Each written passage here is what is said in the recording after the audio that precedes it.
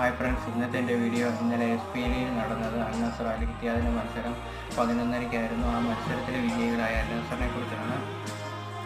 അൽ നസർ ഇതില്ലാത്ത 4 ഗോളിനാണ് അൽ ഇത്തിഹാദിനെ തോൽപ്പിച്ചത്. അൽ നസറിന് 4 ഗോളും അൽ ഇത്തിഹാദ് 2 ഗോളും. അങ്ങനെ ഒടുവിൽ അൽ നസർ ജയിക്കുകയും ചെയ്തു. കളി നല്ല പ്രഷറൈസും കാര്യങ്ങളും നല്ലതായിരുന്നു. ക്രിസ്ത്യാനോ റൊണാൾഡോ, അൽ നസറിൻ്റെ നായകനായി ക്രിസ്ത്യാനോ റൊണാൾഡോ ഭയങ്കര ആക്റ്റീവും കാര്യങ്ങളും ഒക്കെ ആയിരുന്നു. അങ്ങനെ ആ ടീം ഒടുവിൽ ജയിക്കുകയും ചെയ്തു. രണ്ട് ടീമും നിലവിൽ നോക്കിക്കഴിഞ്ഞാൽ നല്ല മെച്ചത്തിൽ നല്ല മികവുള്ള ടീമുകളാണ്.